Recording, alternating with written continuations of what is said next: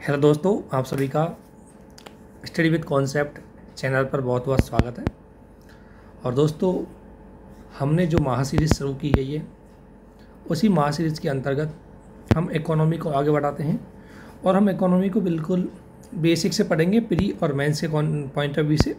और उसमें इतना बेसिक पढ़ेंगे कि आपको दोस्तों स्टेट पीसीएस के अंतर्गत अगर हम बात करें तो स्टेट पीसीएस के अंतर्गत भी, चाहे यूपी पीसीएस हो, आरपीएससी हो, यूके पीसीएस हो, जितने भी स्टेट पीसीएस है उसमें इकोनॉमी की जीके में ये बहुत महत्वपूर्ण भूमिका निभाएगा। हाँ, क्योंकि इकोनॉमी की जीके ज़्यादातर कॉन्सेप्ट पे बहुत डिपेंड रहती है। यदि आप किसी टॉपिक का कॉन्सेप्ट समझ जाएंगे तो आप बेहतर तरीके से फिर उसके फैक्ट को भी याद कर पाएंगे। तो हमने प्रीवियस वीडियो में सिर्फ एक टॉपिक डिस्कशन, सिलेबस डिस्कशन किया, इकोनॉमी का क्या महत्व है इसको डिस्कशन किया। आज हम एक एक चीज़ को थोड़ा थोड़ा डिस्कशन करेंगे। आज हम डिस्कशन करेंगे दोस्तों अर्थव्यवस्था, इकोनॉमी। इससे पहले दोस्तों हमने अर्थशास्त्र के बारे में देखा। अर्थशास्त्र के हमने दो भागों में बाइफरकेट करके देखा कि दो भागों में, जैसे रेगनर फ्रिस के द्वारा इकोनॉमी को 2 पार्ट्स में डिवाइड किया गया था। एक पार्ट था माइक्रो और दूसरा था दोस्तों मैक्रो। फिर हमने इन दोनों को डिफाइन किया, है ना। इसके अलावा इन दोनों में, इनमें अंतर संबंध को देखा।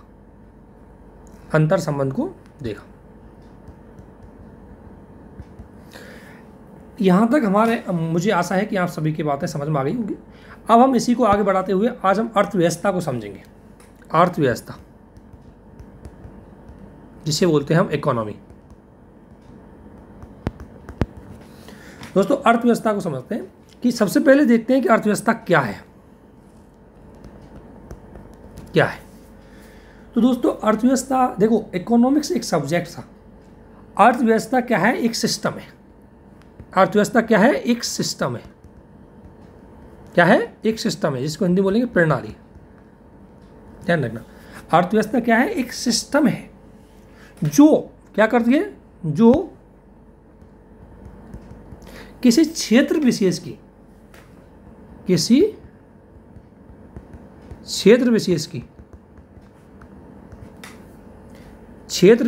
के आर्थिक क्रियाकलाप, ध्यान रखना, आर्थिक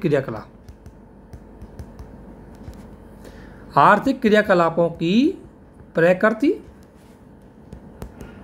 और उनके स्तर को बताती है। दोस्तों, आप समझोगे कि इकोनॉमी एक सिस्टम है जो किसी क्षेत्र विशेष की जगह, अगर बात करूं मैं, जैसे उदाहरण दूं अगर मैं इंडिया की, क्षेत्र विशेष क्या हो गया? इंडिया। क्षेत्र विशेष क्या हो गया? पाकिस्तान।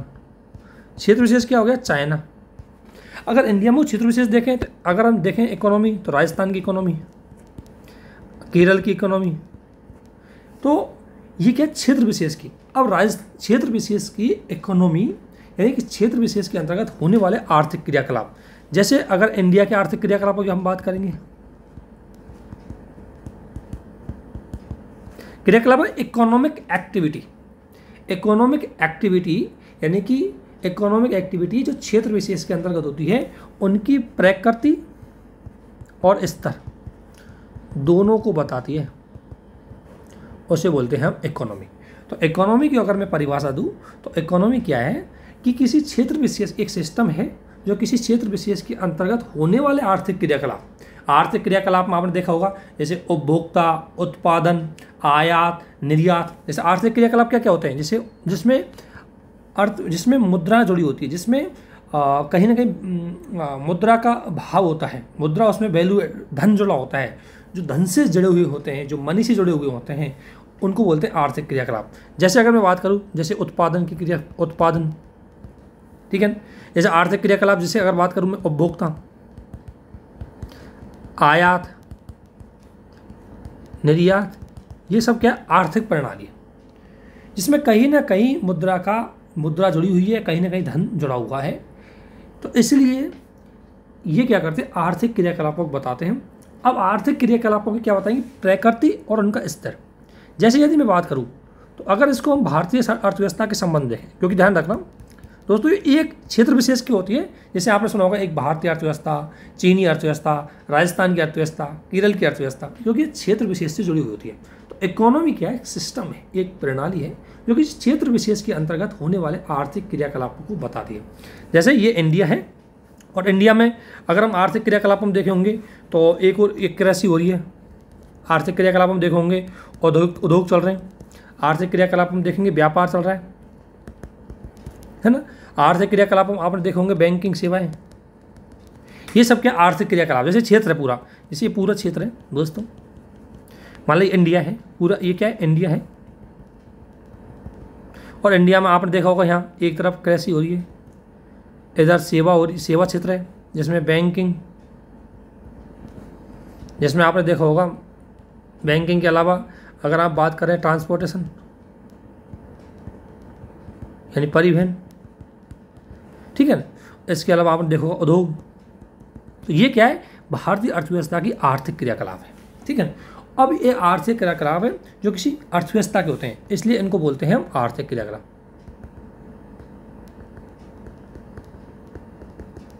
अब इन आर्थिक क्रियाकलाप तो इकोनॉमी क्या होता है? प्रकृति और क्या बताती है? स्तर। तो यदि हम प्रकृति की बात करते हैं, इकोनॉमी की प्रकृति की, तो इकोनॉमिक प्रकृति होती है पूंजीवादी, पूंजीवादी, या होती है समाजवादी, सुना होगा आपने।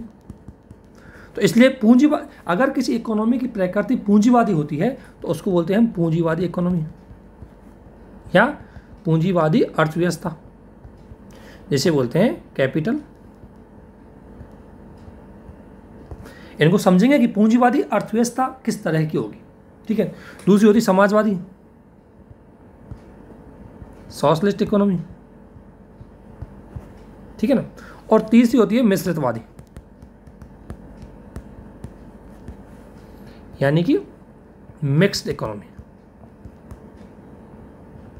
तो ये किसी अर्थव्यवस्था की प्रकृति होती है।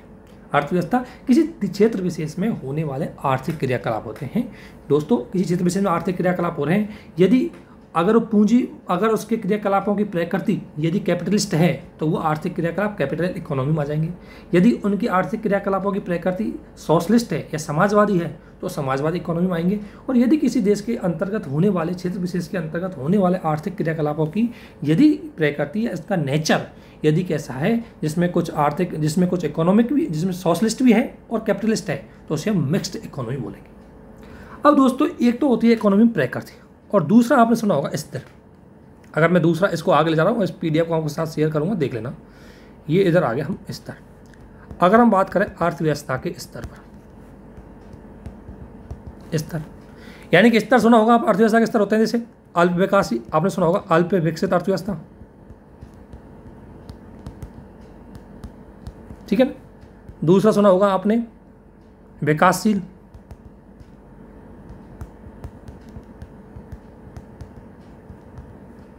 और तीसरा सुना होगा आपने विकसित।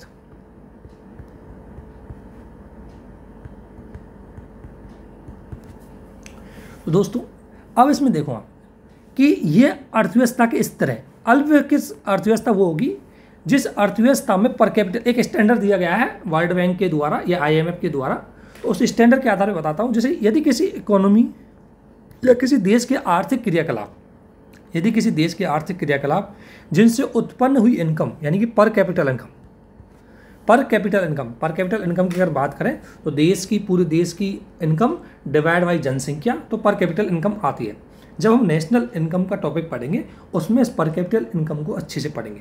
अभी आपको सिर्फ समझना है कि अल्प विकसित अर्थव्यवस्था हम किसे कहेंगे। वह इकोनॉमी जिसके अंतर्गत आर्थिक क्रियाकलापों से उत्पन्न होने वाली आय में पर कैपिटल इनकम $1000 से कम हो। पर कैपिटल इनकम $1000 से कम है, वो अंडर डेवलप्ड इकोनॉमी में आती है। इनको क्या बोलेंगे? अंडर डेवलप, ठीक है। दूसरी वो देखो, ये एक पैमाना डिसाइड किया गया, ये समय पर अपडेट हो जाता है। अगर इसमें आप एक बार और इसको गूगल पे सर्च करके देख सकते हैं कि इसका स्टैंडर्ड कितना है। जहाँ तक मुझे याद है $1000 से कम तक की जो $1000 या शायद 16 से, हाँ $1000 मैं देखता हूँ, एक बार आपको बताता हूँ।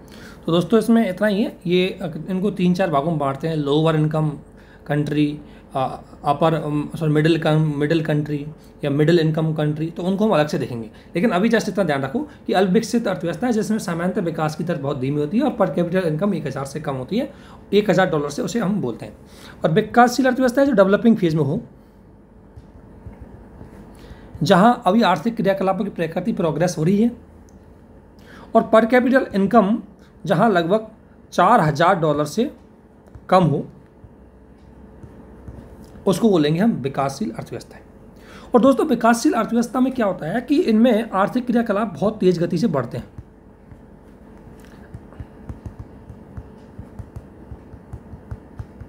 आर्थिक क्रियाकलाप तेज गति से बढ़ते हैं, जैसे इंडिया की इकोनॉमी, चाइना की इकोनॉमी, इनमें आर्थिक क्रियाकलाप बहुत तेज गति से बढ़ते हैं। उसका कारण क्या होता है कि यहाँ पर डिमांड बहुत ज़्यादा होती है, और दोस्तों डिमांड ज़्यादा होगी तो प्रोडक्शन भी ज़्यादा होगा। और दोस्तों जब प्रोडक्शन ज़्यादा होगा, क्योंकि डिमांड ज़्यादा होगी तो एक उत्पादक ज़्यादा से ज़्यादा उत्पादन करना चाहेगा, तो प्रोडक्शन भी ज़्यादा होगा, और प्रोडक्शन ज़्यादा होगा तो रोज़गार भी ज़्यादा होगा, और रोज़गार ज़्यादा होगा तो लोगों को, जितने ज़्यादा लोग रोज़गार पर लगेंगे उतनी ज़्यादा लोगों की क्या बढ़ेगी, इनकम बढ़ेगी। और लोगों की इनकम उतनी ज़्यादा बढ़ेगी तो उतनी ही ज़्यादा लोगों की इनकम बढ़ेगी, फिर लोग उतनी ही ज़्यादा क्या करेंगे, डिमांड करेंगे। क्योंकि एक जो विकासशील अर्थव्यवस्थाएं होती है उसमें लोगों के पास धीरे धीरे सुविधाएं आती है। जैसे अगर एक घर में कोई पहले, जैसे एक घर में कोई व्यक्ति 10,000 कमाने वाला था, जैसे ही वो किसी रोजगार में लगा उसने 50,000 कमाना चालू कर दिया, तो 50,000 का जैसे ही चालू करेगा तो एक्स्ट्रा जो उसकी इनकम हुई है डेफिनेटली है कि उसमें वो हो सकता है फ्रिज, कूलर, गाड़ी, कोई भी चीज़ खरीदेगा। जब वो कोई चीज़ खरीदेगा तो इकोनॉमी में एक्टिविटी ज़्यादा बढ़ेगी। इसलिए ध्यान रखना, क्योंकि अफ्रीकन कंट्री है, उन अफ्रीकन कंट्री गरीब है, उनकी इनकम अभी कम है, और इसकी वजह से वहाँ पर क्या हो रहा है कि अभी धीरे धीरे आर्थिक क्रियाकलाप धीमे हैं, और इसी की वजह से उनकी आर्थिक प्रगति बहुत धीमी है। इसलिए वो अंडर डेवलप्ड वहाँ थे, जबकि भारत, चीन ऐसे देश हैं, यहाँ पर लोगों की धीरे धीरे जीवन स्तर सुधर रहा है, उनकी इनकम बढ़ रही है, और इनकम बढ़ने की वजह से उनकी डिमांड बढ़ रही है। इसलिए जितने भी विकासशील देश है वहाँ पर ज़्यादातर डिमांड ज़्यादा होती है, इसलिए ज़्यादातर कंपनियाँ विकासशील देशों में इन्वेस्ट करती है। ठीक है ना। इसके अलावा तीसरा लेवल होता है विकसित, क्योंकि दोस्तों विकसित देश जहाँ पर लोगों के पास सारी फैसिलिटीज अवेलेबल हो गई है, हर घर में गाड़ी है, कूलर है, फ्रिज है, ठीक है ना। ऐसी स्थिति में इन देशों के पास, क्योंकि इन देशों की पर कैपिटल इनकम लगभग 8,000 से अबव होती है, एक नॉर्मल डाटा है कि पर कैपिटल इनकम बहुत ज़्यादा होती है इनमें, और इनमें क्या होता है कि आर्थिक क्रियाकलाप, लोगों की डिमांड पहले से ख़त्म हो चुकी होती है। हर घर में फ्रिज, कूलर, एसी, पंखा, लोगों की हेल्थ सुविधा, एजुकेशन सुविधा पहले से हो चुकी है। ऐसी स्थिति में क्या कि नए आर्थिक क्रियाकलाप की ज़्यादा डिमांड नहीं होती, क्योंकि लोगों के पास पहले से ही सारी सुविधाएं हैं। इसलिए यहाँ आर्थिक दर कम होती है, और इसलिए ध्यान रखना विकसित देशों के में निवेश कम होता है, निवेश की संभावनाएं कम होती है। क्यों? क्योंकि डिमांड वहाँ कम होती है, और यही कारण है कि विकसित देशों की कंपनियां, क्योंकि इनके पास इनकम बहुत ज़्यादा होती है, क्योंकि पहले से ही इनका जीवन स्तर सुधर चुका है, इसलिए इनकी कंपनियां निवेश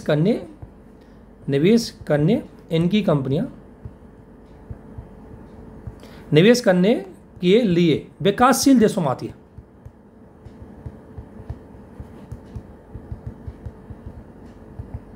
जैसे इंडिया और चाइना। क्यों? क्योंकि इंडिया में अभी मार्केट, जैसे ई कॉमर्स का मार्केट इमर्जिंग हो रहा है।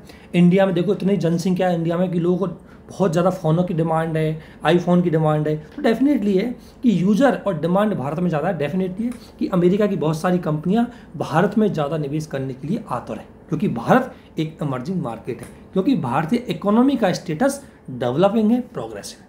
तो इस आधार पर दोस्तों हमने इकोनॉमी को समझा कि इकोनॉमी की किसी देश के आर्थिक क्रियाकलापों की प्रकृति और उनके स्तर को बताती है। अब दोस्तों इसमें हमने प्रकृति के आधार पर अगर देखा, जैसे एक इकोनॉमी सुनी हमने, पूंजीवादी इकोनॉमी,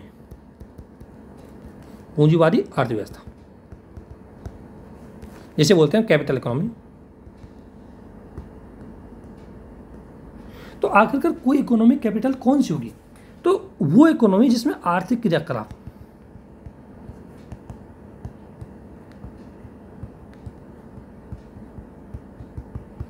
आर्थिक क्रियाकलाप यानी कि उत्पादन, ठीक है। वो इकोनॉमी जिसमें आर्थिक क्रियाकलाप होते हैं, जो भी आर्थिक क्रियाकलाप होते हैं, वो इकोनॉमी जिनमें आर्थिक क्रियाकलाप राज्य के द्वारा नियंत्रित नहीं किए जाते। आर्थिक क्रियाकलाप राज्य के द्वारा नियंत्रित नहीं किए जाते कि हमें क्या उत्पादन करना है, क्या उत्पादन नहीं करना, इनका निर्णय राज्य नहीं लेता। उत्पादन क्या करना है, इनका निर्णय राज्य नहीं लेता, अर्थात सरकार नहीं लेती, बल्कि इसमें राज्य की भागीदारी कैसी होती है, सीमित होती है। तो फिर जब राज्य भाग नहीं लेता तो फिर पूंजीवादी इकोनॉमी में आर्थिक क्रियाकलापों पर निर्णय किस तरीके से लिए जाते हैं? तो दोस्तों इसमें निर्णय लिए जाते हैं बाजार के आधार पर। किसके आधार पर? बाजार के आधार पर उत्पादन के निर्णय लिए जाते हैं। क्यों? क्योंकि इसमें राज्य की भागीदारी सीमित होती है। बाजार के आधार पर कैसे? क्योंकि बाजार के आधार पर ऐसे है कि जिस वस्तु की डिमांड ज़्यादा होगी उसी वस्तु का प्रोडक्शन ज़्यादा होगा, जिस वस्तु की डिमांड कम होगी उस वस्तु का प्रोडक्शन कम होगा। यानी कि मार्केट में उसी प्रकार की वस्तुओं का उत्पादन किया जाएगा जिस प्रकार की वस्तुओं की मांग होगी। यानी कि जिस प्रकार की वस्तुओं की मांग मार्केट में होगी उसी प्रकार की वस्तुओं की क्या होगी? उत्पादन होगा। और इसीलिए पूंजीवादी अर्थव्यवस्था है वो बाजारवादी सिद्धांतों पर आधारित होती है। कौन से पे? बाजारवादी सिद्धांतों पर। किस पे आधारित होती है दोस्तों? बाजारवादी सिद्धांतों पर आधारित होती है। और बाजारवादी सिद्धांत मुख्य रूप से डिमांड और सप्लाई के नियम पे चलते हैं।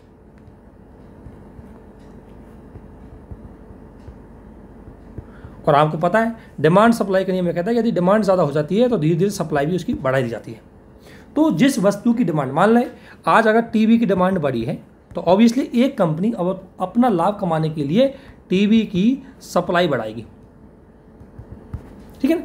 तो ध्यान रखना, पूंजीवादी इकोनॉमी होती है जिसमें निर्णय राज्य के द्वारा नहीं लिए जाते बल्कि मार्केट के द्वारा निर्णय लिए जाते हैं। और वो निर्णयों का मुख्य आधार होता है ज़्यादा से ज़्यादा लाभ कमाना।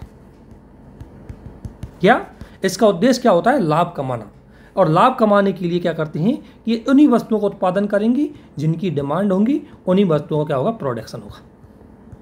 तो बाजारवादी इकोनॉमी का वह प्रकृति है जिसमें समस्त आर्थिक क्रियाकलापों का निर्णय मार्केट के द्वारा लिया जाता है। जिन वस्तुओं की डिमांड ज़्यादा होती है उन्हीं वस्तुओं का उत्पादन ज़्यादा किया जाता है। फॉर एग्जांपल, यदि मार्केट में आज का मार्केट है जिसमें एंड्रॉयड, जिसमें आईफोन की अगर डिमांड ज़्यादा हो रही है तो डेफिनेटली है कि उत्पादन भी आईफोनों का ज़्यादा होगा, मैन्युफैक्चरिंग भी आईफोनों की ज़्यादा होगी। क्यों? क्योंकि मार्केट इकोनॉमी है। और मार्केट इकोनॉमी में जो कंपनी भाग लेती है, जो पूरी तरह मार्केट इकोनॉमी में पूरी तरह सरकार की भागीदारी इसमें नहीं होती, सीमित होती है। मार्केट इकोनॉमी में सरकार क्या काम करती है? सरकार सिर्फ सहायक के रूप में काम करती है। क्या काम करती है? सहायक के रूप में काम करती है। जैसे सरकार क्या कर देगी, जैसे अगर मान लें भारत में एक आईफोन की कोई कंपनी लगाना चाहता है तो भारत उसके लिए क्या, सरकार क्या करेगी? उसके लिए बिल्डिंग के लिए लैंड प्रोवाइड करवा देगी। ठीक है ना? उसको बेसिक इंफ्रा की फैसिलिटी, उसको सुरक्षा, ये सरकार देगी। बाकी उसमें निवेश सारा कौन करेगा? जिसकी कंपनी होगी वो करेगा। ठीक है ना? इस तरीके से मार्केट इकोनॉमी या कैपिटल इकोनॉमी दोनों एक ही है। कैपिटल इकोनॉमी में निर्णय राज्य के द्वारा नहीं लिए जाते, उसमें राज्य की भागीदारी बहुत सीमित होती है। समस्त निर्णय क्या उत्पादन करना है, कितना उत्पादन करना है और किसके लिए उत्पादन करना है, ये सारे निर्णय बाजार की अर्थव्यवस्था के अंतर्गत मुख्य रूप से बाजार के द्वारा लिए जाते हैं। क्योंकि इसमें उत्पादक है वो उन्हीं वस्तुओं को उत्पादन करेगा जिसको ज़्यादा से ज़्यादा लाभ दे सकें, क्योंकि ये लाभ के सिद्धांत पे काम करते हैं। दूसरी इकोनॉमी है समाजवादी इकोनॉमी दोस्तों। हाँ, बाजारवादी अर्थव्यवस्था के एग्जांपल सुनो। यूएसए, ठीक है ना? यूएसए यूरोप के देश, आपने देखा होगा कि यूएसए में आर्थिक क्रियाकलापों के अंतर्गत राज्य की भागीदारी बहुत सीमित है। वहाँ सारा का आर्थिक क्रियाकलाप प्राइवेट कंपनियों के द्वारा किया जाता है। राज्य बस उनको रेगुलेशन करता है, उनको असिस्टेंस के रूप में प्रोवाइड करता है। यूएसए में इसलिए यूएसए में आपने देखा होगा एजुकेशन भी प्राइवेट के द्वारा दी जा रही है ना, हेल्थ भी प्राइवेट के द्वारा दी जा रहा है, ठीक है ना। तो इस तरीके की इकोनॉमी है वो बोलते हैं कैपिटल इकोनॉमी। जैसे पश्चिमी देशों की इकोनॉमी कैपिटल इकोनॉमी में आती है, जिसमें राज्य की भागीदारी सीमित होती है। दूसरा है समाजवादी।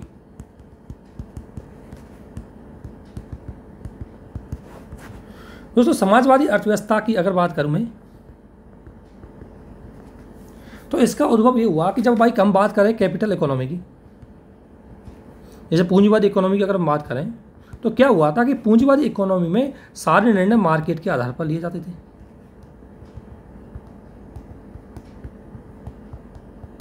और मार्केट के आधार पर, निर्णय के आधार पर क्या होता कि मोस्टली जो बड़े लोग होते थे उनको ज़्यादा फायदा होता। इसमें क्या है कि इसमें मुख्य रूप से जब मान लें, अब ऑब्वियसली है कि अगर मार्केट में एक व्यक्ति आईफोन प्रोडक्शन करेगा और एक व्यक्ति खाद्यान्न वस्तुएं प्रोडक्शन करेगा, तो डेफिनेटली है कि व्यक्ति को लाभ आईफोन पे ज़्यादा होगा, ठीक है। लेकिन यदि हम आईफोन ही प्रोडक्शन करते जाएंगे तो लोगों के लिए खाने के लिए क्या होगा। इसीलिए अगर हम पूरा बाजार पे ही चीज़ें छोड़ दें, बाजार की अर्थव्यवस्था पे हम सारी चीज़ें छोड़ दें, तो फिर सब दिक्कत क्या आएगी कि एक तो बाजार में उसका फ़ायदा सब लोगों को नहीं हो पाएगा, और दूसरा दोस्तों आपने देखा होगा जब भी मंदी आती है,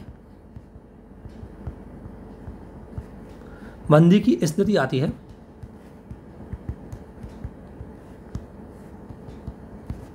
जब भी मंदी की स्थिति आती है, तो मंदी की स्थिति आती है जैसे, अब इसलिए मंदी की स्थिति क्या होगी जिसमें आर्थिक क्रियाकलाप क्या होंगे, शिथिल होंगे।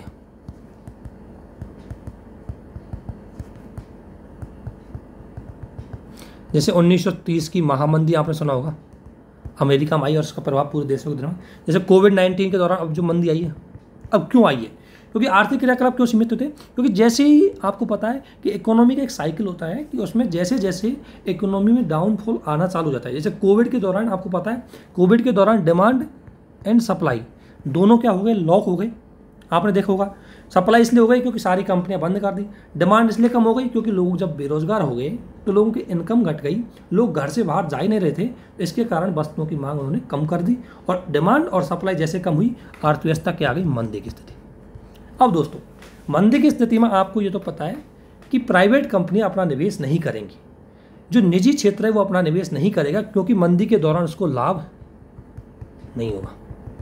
तो मंदी के दौरान जो निजी निवेश है वो नहीं होगा। ऐसी स्थिति में सरकार को, राज्य को हस्तक्षेप करना ही पड़ता है।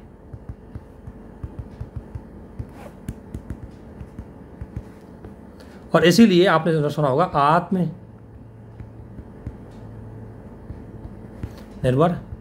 भारत अभियान। आत्मनिर्भर भारत अभियान के दौरान सरकार ने 20 लाख करोड़, भारतीय सरकार ने 20 लाख करोड़ की घोषणा करी, यानी कि आखिरकार राज्य को आना ही पड़ा। और यहां राज्य की भूमिका, तो मैं ये कहना चाह रहा हूं कि राज्य की भूमिका जब आर्थिक क्रियाकलापों में आ जाती है, किसकी भूमिका, राज्य की भूमिका। तो पूंजीवादी अर्थव्यवस्था में क्या होता है, समाजवादी अर्थव्यवस्था में क्या होता है, राज्य की भूमिका होती है किसमें, आर्थिक क्रियाकलापों के निर्धारण में। एक तो आर्थिक क्रियाकलाप है, इनके निर्धारण में राज्य की भूमिका होती है, और दूसरी इसमें आर्थिक क्रियाकलापों का उद्देश्य क्या होता है, जन कल्याण। उद्देश्य क्या होता है, जन कल्याण। जन कल्याण का मतलब है कि यदि कोई समाजवादी इकोनॉमी है तो वहाँ वो समाजवादी इकोनॉमी क्या करेगी, राज्य क्या करेगा, उसमें राज्य की भागीदारी होगी, और राज्य मुख्य रूप से उसमें उन वस्तुओं का उत्पादन ज़्यादा करेगा जिसमें लाभ की बजाय मानव कल्याण ज़्यादा हो। जैसे खाद्यान्न वस्तुओं का, जैसे अगर बात करें कि भाई एक और तो किसी देश में भुखमरी मच रही है, गरीबी है देश में, और ऐसी स्थिति में अगर मार्केट इकोनॉमी है तो मार्केट के आधार पर वो आईफोनों का प्रोडक्शन करेगी, लेकिन जो राज्य है उसका उद्देश्य लोगों की जन कल्याण करना है, और ऐसी स्थिति में लोग खाद्यान्न सुविधाओं का, खाद्यान्न वस्तुओं का उत्पादन ज़्यादा करेंगे। और इसीलिए किन वस्तुओं का उत्पादन करना है ये राज्य क्या करेगा, उसको कंट्रोल करेगा, और राज्य के द्वारा ये निर्णय किसके आधार पर लेंगे, ज़्यादा से ज़्यादा जन कल्याण हो, अर्थात जिन वस्तुओं के उत्पादन से, जिन आर्थिक क्रियाकलापों से ज़्यादा राज्य का कल्याण हो, ज़्यादा से ज़्यादा लोगों को भागीदारी हो, ज़्यादा से ज़्यादा समाज के वंचित वर्ग और गरीबों को फायदा हो, वो सारे आर्थिक क्रियाकलापों को राज्य द्वारा डिसाइड किया जाएगा। इसलिए आपने देखा होगा कि इसमें राज्य की क्या होती है, सरकारी कंपनियां होती हैं। जैसे आपने सुना होगा भारत में सरकारी कंपनी है NTPC, HPCL, तो ये खुद ये कंपनियां हैं जो आर्थिक क्रियाकलापों में भाग लेती है और इनका मुख्य उद्देश्य लाभ नहीं बल्कि समाज के लिए जन कल्याण करना हो, गरीबी को मिटाना हो और ज़्यादा से ज़्यादा लोगों को रोजगार देना होता है। इसलिए समाजवादी इकोनॉमी क्या होती है, जिसमें आर्थिक क्रियाकलाप राज्य के द्वारा निर्धारित किए जाते हैं और जिसका मुख्य उद्देश्य होता है जन कल्याण का। और जैसे अगर हम बात करें तो भारतीय इकोनॉमी नहीं, रशियन इकोनॉमी की बात करें जो USSR की थी, वो क्या थी, समाजवादी, यानी कि पूरा राज्य का कंट्रोल था।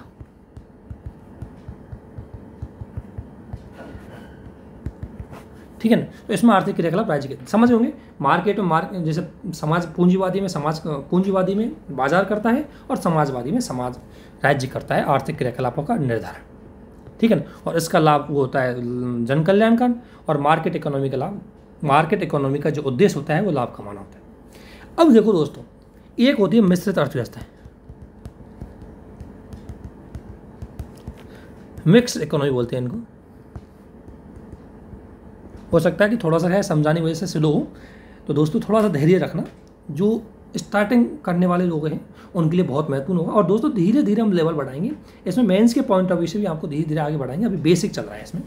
अब दोस्तों मिक्स्ड इकोनॉमी की बात करूं तो मिक्स्ड का मतलब क्या है, जिसमें प्राइवेट भी हो, यानी कि जिसमें मार्केट भी हो और जिसमें स्टेट यानी गवर्नमेंट भी हो। तो दोस्तों इसमें क्या होता है, मिक्स्ड इकोनॉमी में प्राइवेट कंपनियां भी होती है, यानी कि कुछ निर्णय मार्केट के आधार पर लिए जाते हैं और कुछ निर्णय जन कल्याण के आधार पर लिए जाते हैं।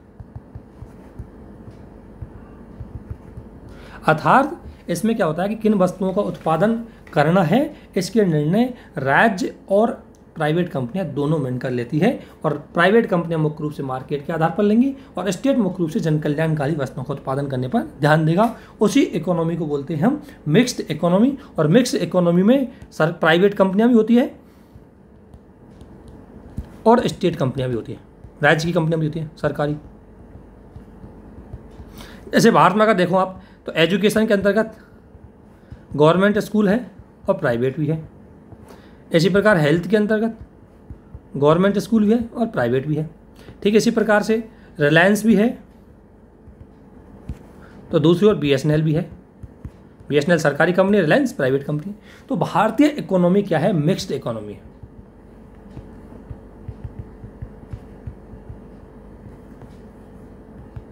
क्यों दोस्तों, क्योंकि ये अब ध्यान रखना, जो भारतीय इकोनॉमी है वो मिक्स्ड इकोनॉमी है, जिसमें प्राइवेट भी, जिसमें कुछ निर्णय बाजार के आधार पर लिए जाते हैं और जिसमें कुछ निर्णय समाज के आधार पर, जन कल्याण के आधार पर लिए जाते हैं।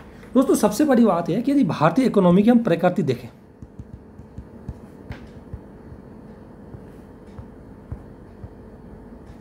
भारतीय इकोनॉमिक प्रकृति को हम दो पार्ट हम देखेंगे। एक देखेंगे 1947 से लेकर के 1991 तक और एक 91 से लेकर 2022 तक।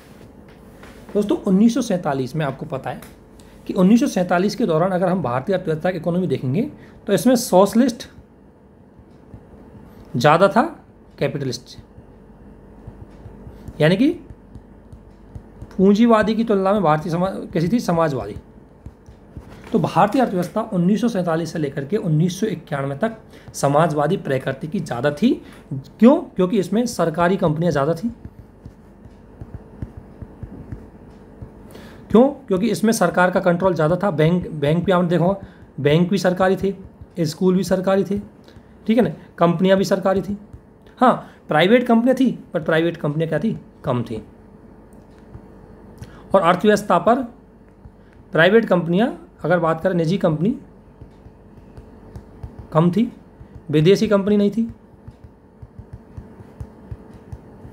तो 1947 से लेकर 1991 तक अगर कोई आपसे पूछे भारतीय अर्थव्यवस्था की प्रकृति क्या थी, तो दोस्तों 1947 से लेकर 1991 तक भारतीय अर्थव्यवस्था में मिश्रित अर्थव्यवस्था थी, लेकिन समाजवादी प्रकृति ज़्यादा थी, क्योंकि ज़्यादातर क्रियाकलाप राज्य के द्वारा किए जाते थे। ठीक है ना, राज्य के द्वारा। अब इसको हम कैसे किए जाते थे, जब हम आर्थिक क्रियाकलाप पढ़ेंगे भारत, जैसे उद्योग पढ़ेंगे, इंडस्ट्री पॉलिसी पढ़ेंगे भारत की, या भारत की फॉरेन ट्रेड को पढ़ेंगे, तो उसमें आपके समझ में आएगा कि किस एग्रीकल्चर को भी हम पढ़ेंगे तो वहाँ समझ में आएगा कि किस तरीके से भारतीय इकोनॉमी सोशलिस्ट ज़्यादा थी। यहाँ जस्ट इतना ध्यान रखना कि 1947 से लेकर 1991 तक भारतीय अर्थव्यवस्था में समाजवादी पार्ट ज़्यादा था, राज्य का नियंत्रण ज़्यादा था। इसलिए आपने देखा होगा सरकारी बैंकें थी, सरकारी कंपनियां थी, एनटीपीसी, एचपीसीएल, इंडस्ट्री में क्षेत्र में सारी कंपनियां सरकारी थी, है ना। तो क्योंकि सरकारी पार्ट ज़्यादा था, ठीक है ना। और क्यों था? क्योंकि ध्यान रखना, जब दोस्तों 1947 में जब देश आज़ाद हुआ तो संसाधन थे सीमित और मांग थी ज़्यादा, गरीबी थी, भुखमरी थी, ठीक है ना, गरीबी, भुखमरी, ठीक है ना, बेरोजगारी। तो ऐसी स्थिति में अगर ये सारा पार्ट हम प्राइवेट को दे देते तो प्राइवेट तो लाभ के उद्देश्य से काम करता, उसको कोई लेना देना नहीं पड़ता, उसको कोई लेना देना नहीं था कि हमें पॉवर्टी कम करनी है, हमें हंगरनेस कम करनी है, हमें अनएम्प्लॉयमेंट कम करना है। प्राइवेट कंपनी को इससे कोई लेना देना नहीं होता, प्राइवेट को तो मुख्य उद्देश्य प्रॉफिट से था। तो दोस्तों जब हमारे यहाँ भुखमरी, बेरोजगारी, गरीबी थी, तो आप ही सोचो कि हमें कौन सा स्टेटस अपनाना चाहिए। तो हमें कौन सा स्टेटस अपनाना चाहिए? तो नेहरू जी के द्वारा समाजवादी स्टेटस पर ज़्यादा फोकस किया गया। क्यों? क्योंकि समाजवाद के ही द्वारा ज़्यादा से ज़्यादा मुख्य रूप से इन समस्याओं का समाधान करना था। इसलिए आपने देखा होगा कि भुखमरी के लिए, बेरोजगारी दूर करने के लिए हमने जितनी भी सरकारी कंपनी थी उसमें रिजर्वेशन दे दिया ज़्यादा से ज़्यादा समाज के वंचित वर्गों को। तो इसीलिए 1947 से लेकर के 1991 तक हमारी प्रकृति अर्थव्यवस्था की समाजवादी थी। तो दोस्तों इस दौर, क्योंकि अब कारण समझो, देखो क्यों रखा, क्योंकि आखिरकार क्या रीजन था कि भारतीय अर्थव्यवस्था की स्थिति में 1947 से लेकर 1951 तक हमें समाजवादी रखना पड़ा? क्योंकि दोस्तों हमें जन कल्याण पे ज़्यादा फोकस करना था। गरीबी बहुत ज़्यादा थी, बेरोजगारी बहुत ज़्यादा थी, हमारे पास संसाधन बहुत कम थे। तो हम चाहते थे कि वो संसाधन किसी एक व्यक्ति पर केंद्रित ना हो, क्योंकि अगर मार्केट इकोनॉमी होती, अगर पूंजीवादी इकोनॉमी होती तो जो सबसे ज़्यादा आर्थिक क्रियाकलाप करता, संसाधनों पर कंट्रोल उसी का हो जाता। क्योंकि पूंजीवादी इकोनॉमी में समानता कम होती है, विषमताएं ज़्यादा होती है, जबकि समाजवादी इकोनॉमी में समानता पे ज़्यादा फोकस किया जाता है। तो इसलिए दोस्तों पूंजीवादी, हमने समाजवादी प्रकृति को अपनाया। लेकिन दोस्तों समाजवाद में सब कुछ सरकार का था, सरकार का होता है, और आपको पता है सरकार का होता है, वह प्रतिस्पर्धा नहीं होती। आपको पता है कि सरकारी कंपनियां हैं तो कोई व्यक्ति उसमें अच्छे से काम नहीं करता, वो उसको कोई कंपटीशन नहीं होता। इसके कारण सरकारी कंपनियों का आपको पता है भ्रष्टाचार भी होता है। तो इसके कारण अगर समस्त कंपनियां सरकारी रहेंगी तो अर्थव्यवस्था में प्रतिस्पर्धा नहीं होगी, भ्रष्टाचार ज़्यादा होगा, और इसका प्रभाव धीरे धीरे आर्थिक क्रियाकलापों पर पड़ेगा। और इसको हम समझेंगे जब हम आर्थिक सुधार पढ़ेंगे, उस टॉपिक में समझेंगे कि आखिरकार क्या कारण था कि 1991 में हमें आर्थिक सुधार करने पड़े।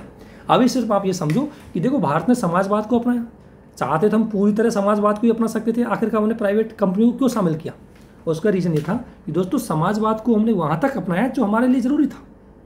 पूरी तरह यदि हम समाजवाद अपना लेते हैं, जैसे यूएसएसआर की तरह, जहाँ सारा कंपनी सरकारी थी, प्राइवेट कोई कंपनी नहीं थी, उसका व्यापार दूसरे लोगों से बिल्कुल नहीं होता था, वो एकदम बंद इकोनॉमी थी। और इसका निर्णय क्या हुआ? 1991 में जाकर के रशिया की इकोनॉमी एकदम डाउन हो गई, क्योंकि उसमें कोई कंपटीशन नहीं था, क्योंकि उसमें कोई अच्छा आर्थिक क्रियाकलाप पर फोकस नहीं किया जाता। आपको पता है सरकारी कंपनियां अगर अकेली रहेंगी, मोनोपोली रहेंगी, जैसे आपने देखा होगा पहले बीएसएनएल थी, एयरलाइंस थी, एयर इंडिया थी, तो इनमें आर्थिक इनकी सुविधाएं बहुत कमज़ोर थी, ठीक है ना। क्योंकि यहाँ पर आपको पता है कि इनमें प्रतिस्पर्धा नहीं थी, इसमें सरकारी जो आपने सुना होगा लाल फीताशाही वो बहुत ज़्यादा चलता था। ये इंडिपेंडेंट होकर कोई निर्णय नहीं ले सकती थी, और आपको पता है कि आर्थिक क्रियाकलाप तो इंडिपेंडेंट ही होने चाहिए, तभी जा करके क्या करेंगे, सस्टेन कर पाएंगे। सरकारी बैंक थे, उसमें जो सरकार आती है अपने हिसाब से लोन बांट देती है, बाद में उस बैंक चला जाता है घाटे में। तो इसके कारण हमारी इकोनॉमी अगर पूरी तरह समाजवादी होगी तो उसमें ये समस्या उत्पन्न होती। इसलिए हमने कुछ पार्ट इसका कैपिटल रखा, ताकि कुछ निर्णय आर्थिक पूंजी, कुछ कंपटीशन इनको मिलता रहे, ताकि अपनी आर्थिक क्रियाकलापों को सुधार सकें। लेकिन 1991 में कई समस्या पैदा हुई, इसलिए 1991 से 1991 से लेकर के 2022 तक हमारी इकोनॉमी कैसी थी तो मिश्रित है, परंतु इसमें अगर मैं बात करूं तो पूंजीवादी पार्ट ज़्यादा था और समाजवादी कम, अर्थात सरकारी कंपनी कम और प्राइवेट ज़्यादा थी। इसका मतलब हुआ कि सरकारी कंपनियों को प्राइवेट को बेच दिया गया। जैसे एग्जांपल आप देख सकते हैं, एयर इंडिया, पहले सरकार थी, अब टाटा को दे दिया। तो धीरे धीरे अब आप देखो, अब पहले अगर हम बात करें, पहले नेटवर्क में मोबाइल के क्षेत्र में पहले BSNL थी, अब कौन सी आ गई? रिलायंस आ गई। अब कौन सी आ गई? एयरटेल आ गई। अब कौन सी आ गई? वोडाफोन। तो इस तरीके से जब अब BSNL, क्योंकि BSNL तो आपको पता है कैसी सेवाएं देती है, उसका नेटवर्क कैसे चलता है। तो चूंकि हमें जब अर्थव्यवस्था में जब एक लेवल तक हमारा जन कल्याण हो चुका है, लेकिन अब लोगों का जीवन स्तर में गुणवत्ता लानी है, तो उसमें कंपटीशन भी होना चाहिए, उसमें ज़्यादा से ज़्यादा लोगों के पास विकल्प होना चाहिए। पहले लोगों के पास विकल्प नहीं थे, एक ही कंपनी थी नेटवर्क के लिए, और वो कौन सी थी? BSNL। मान लें मैंने BSNL का रिचार्ज लिया, मेरा नहीं चला, मैंने BSNL के कस्टमर केयर को फ़ोन किया, उसने मुझे कोई रिप्लाई नहीं दिया। ऐसे ही सर प्राइवेट बैंकों में आप अकाउंट खुलवाने जाएंगे, सरकारी बैंकों में अकाउंट खुलवाने जाएंगे, सरकारी ऑफिसों में जाएंगे, वो काम बहुत ढीले से होता है, क्योंकि हर कोई अपनी जिम्मेदारी नहीं लेता। लेकिन दूसरी ओर आप जब प्राइवेट कंपनी के पास जाएंगे तो वो आपको सुविधाएं अच्छे से देती है, क्योंकि उनमें प्रबंधन अच्छा होता है। इसलिए 1991 में हमारी सारी सरकारी कंपनियां घाटे में चली गई, और इसके कारण हमें उसमें सुधार लाने के लिए हमें प्राइवेट को अपनाना पड़ा, हमें निजीकरण को अपनाना पड़ा, और हमारी इकोनॉमी को पूंजीवाद की ओर ले जाना पड़ा।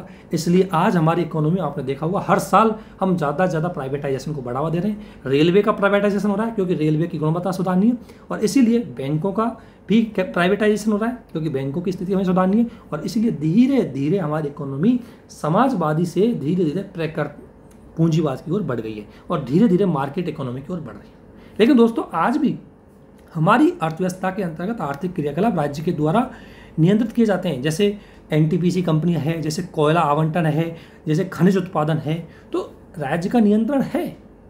आपने देखो कोविड-19 के दौरान भी राज्य का नियंत्रण था। तो आर्थिक क्रियाकलापों में राज्य नियंत्रण रहेगा, लेकिन राज्य एक सीमित लेवल तक ही रहेगा। आज राज्य प्राइवेट कंपनियों को सहायता प्रोवाइड करवाता है।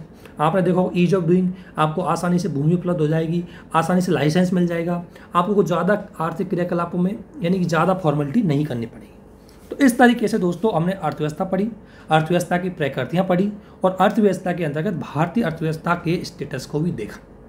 ये हमने अब तक टॉपिक समझ लिया। अगला हमारा, अगर हम बात करें टॉपिक की, तो अगला होती है अर्थव्यवस्था की समस्याएं। किसी भी अर्थव्यवस्था की कुछ केंद्रीय समस्याएं होती हैं।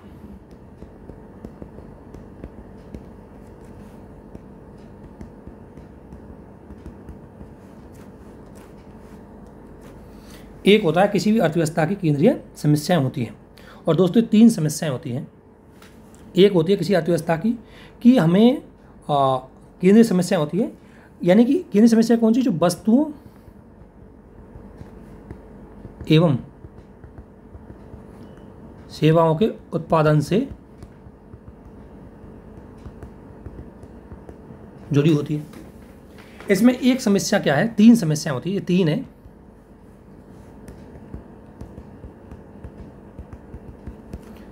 समस्या कह ले, इनको चाहे चैलेंज कह ले, 3 चैलेंजेज होती है। अब पहली क्या है कि हम कैसे उत्पादन करें, यानी कि उत्पादन कैसे करें, क्योंकि ध्यान रखना उत्पादन के साधन भी कई तरह के होते हैं। उत्पादन कैसे करें मतलब साधन कौन से यूज करें।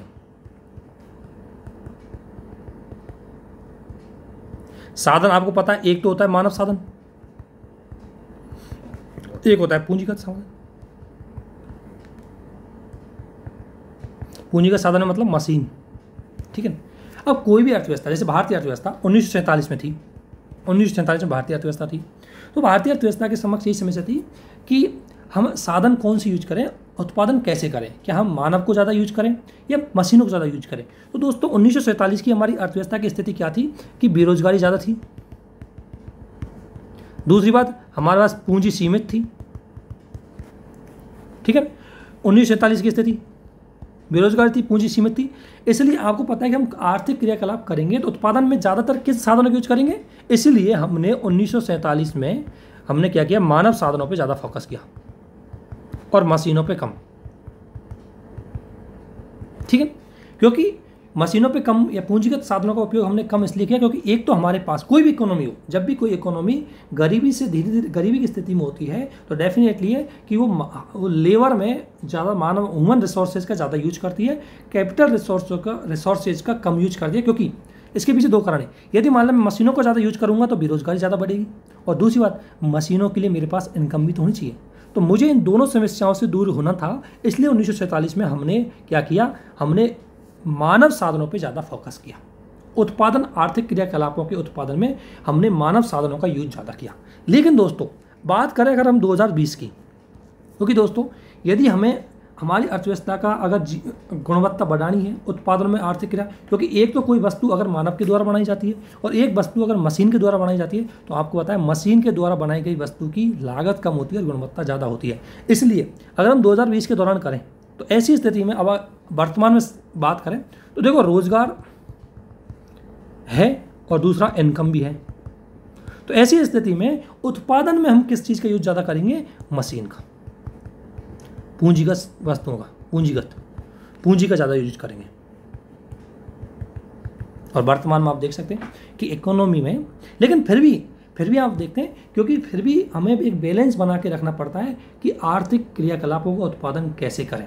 तो दोस्तों जब भी एक इकोनॉमी प्रारंभिक फेज में होती है, सामान्यतः वो श्रम का ज़्यादा यूज करती है, वो मानव संसाधनों का ज़्यादा यूज करती है, और जैसे जैसे उसका जीवन स्तर सुधरता जाता है, उसकी इनकम बढ़ती जाती है, वो कैपिटल रिसोर्स का यूज ज़्यादा करने लग जाती है। जैसा भारत आज 1947 की तुलना में 2020-22 में भारत लेबर की बजाय, श्रम साधनों की बजाय पूंजीगत साधनों का ज़्यादा यूज कर रहा है, मशीनें ज़्यादा चल रही है, ठीक है ना। तो ये अर्थव्यवस्था के समक्ष, हर अर्थ इकोनॉमी के समक्ष समस्या रहती है, क्योंकि अगर आज भी हम ज़्यादातर हर चीज़ मशीनों से कराने लग जाए तो लोग फिर बेरोजगार हो जाएंगे। फिर अगर मान लें, जैसे अगर हम बोलें कि अगर पूंजी मशीनों का ज़्यादा यूज करेंगे, मशीनों का ज़्यादा यूज करेंगे तो फिर क्या होगा, बेरोजगारी बढ़ेगी। ठीक है, ये मशीनों को यूज करने से आपका प्रोडक्शन तो बढ़ जाएगा, लेकिन चूंकि उनको जो काम 20 आदमी करते थे वो एक मशीन करेगी, तो डेफिनेटली बेरोजगारी इसमें ज़्यादा बढ़ेगी। और यदि बेरोजगारी बढ़ेगी तो आपको पता है वही इनकम कम होगी, इनकम कम होगी तो आपको पता है डिमांड कम होगी, और जब दोस्तों डिमांड कम होगी तो फिर प्रोडक्शन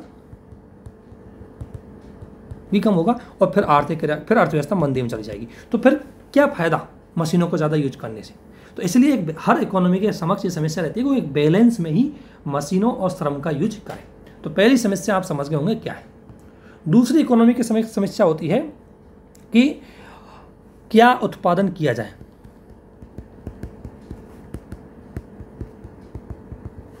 कि भाई उत्पादन क्या करें, क्या हम उपभोक्ता वस्तुओं का उत्पादन करें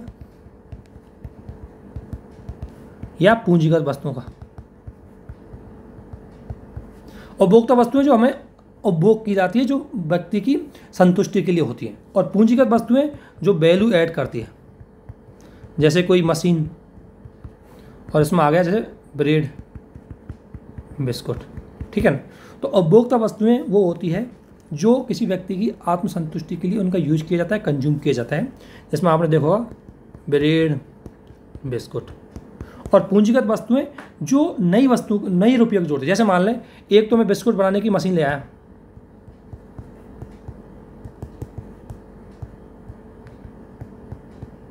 और एक मैं इधर बिस्कुट ले आया, तो बिस्कुट को क्या मैं जैसे 5 रुपये का बिस्कुट लेके आया, खा लिया, बिस्कुट खत्म, मुझे कोई इनकम नहीं दी उसने, वो मैंने क्या कंज्यूम कर ली। लेकिन जब बिस्कुट बनाने की मशीन में लाऊंगा, या कोई भी चीज़ बनाने की मैं मशीन लाऊंगा, तो वो मशीन क्या है कि नए फिर बिस्कुट बनाएगी, तो उससे मुझे नई इनकम जनरेट होती जाएगी। तो पूंजीगत वस्तुएं वो वस्तु होती है जो हमें नई पूंजी का सृजन करती है, जो नई कैपिटल का क्रिएशन करती है। जैसे अगर मैं बात करूँ, अगर किसी ने ट्रक खरीदा है, तो ट्रक खरीदेगा, ट्रक से उसको रेवेन्यू मिलेगा, और उस रेवेन्यू मिलेगा मतलब रेवेन्यू जनरेट हुआ उस ट्रक से। तो ट्रक खरीदा, बस खरीदी, तो सारी क्या है, पूंजीगत वस्तुएं होती हैं जो आपको नई पूंजी क्रिएशन में करती है। तो एक अर्थव्यवस्था के समक्ष समस्या रहती है कि हम क्या उपभोक्ता वस्तुओं का उत्पादन करें या पूंजीगत वस्तुओं का। क्यों? क्योंकि यदि हम लोगों की अगर हमें भूख को संतुष्ट करना है तो उसके लिए हमें उपभोक्ता वस्तु चाहिए, लेकिन यदि हमें इनकम को बढ़ाना है तो पूंजीगत वस्तुएं चाहिए। तो जब भी कोई इकोनॉमी और गरीबी, जैसे भाई 1947 की स्थिति है, 1947 में जब भुखमरी ज़्यादा है, कोई व्यक्ति हो, अगर कोई आदमी भूखा है तो भूखे आदमी को बाइक चाहिए होती है या रोटी, डेफिनेटली को क्या खाएगा, रोटी खाएगा। तो शुरू में हम लोगों की उपभोक्ता वस्तुओं को संतुष्टि करेंगे, उसके बाद धीरे धीरे जैसे इकोनॉमी आगे बढ़ती जाएगी, अगर लोगों की खाद्यान्न चीज़ों को या लोगों की उपभोक्ता वस्तुओं को धीरे धीरे वो पूर्ति करती जाएगी, तो फिर वो इकोनॉमी धीरे धीरे कैपिटल वस्तुओं का प्रोडक्शन करेगी। तो देखा होगा कि भारत आज कैपिटल वस्तुओं का भी उत्पादन करता है, मशीनें बनाता है।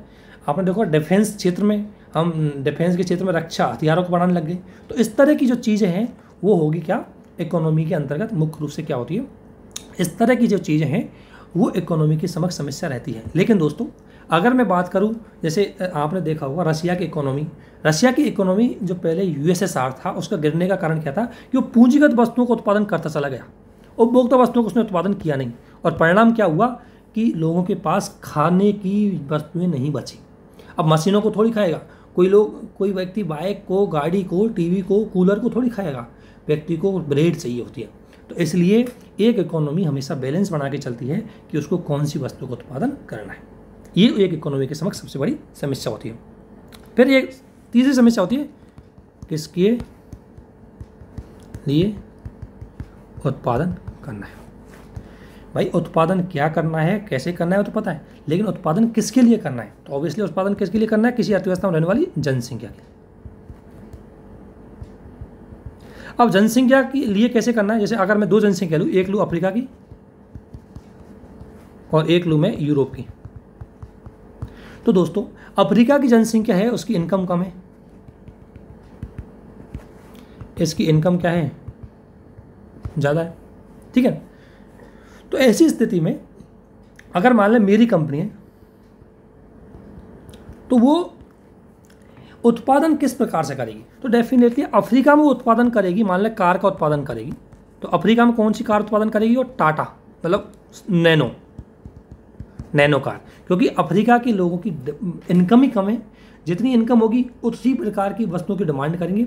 इसलिए कोई भी अर्थव्यवस्था या कोई भी कंपनी उत्पादन कैसे किस चीज़ का करेगी और कैसे करेगी, इसका निर्णय उस देश की जनसंख्या की डिमांड के आधार पर लिया जाएगा।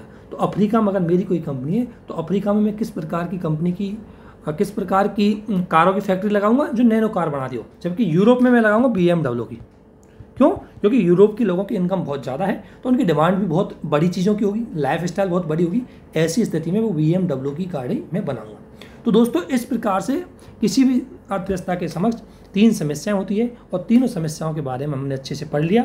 अगर आपको कोई भी डाउट हो तो आप पूछ सकते हैं। इसी के साथ दोस्तों इस महासीरीज के इस इकोनॉमिक के पार्ट के वीडियो को यहीं समाप्त करते हैं। अगला हम टॉपिक डिस्कशन करेंगे आपके सामने, वो करेंगे इकोनॉमी के डेवलपमेंट एंड इकोनॉमिक ग्रोथ।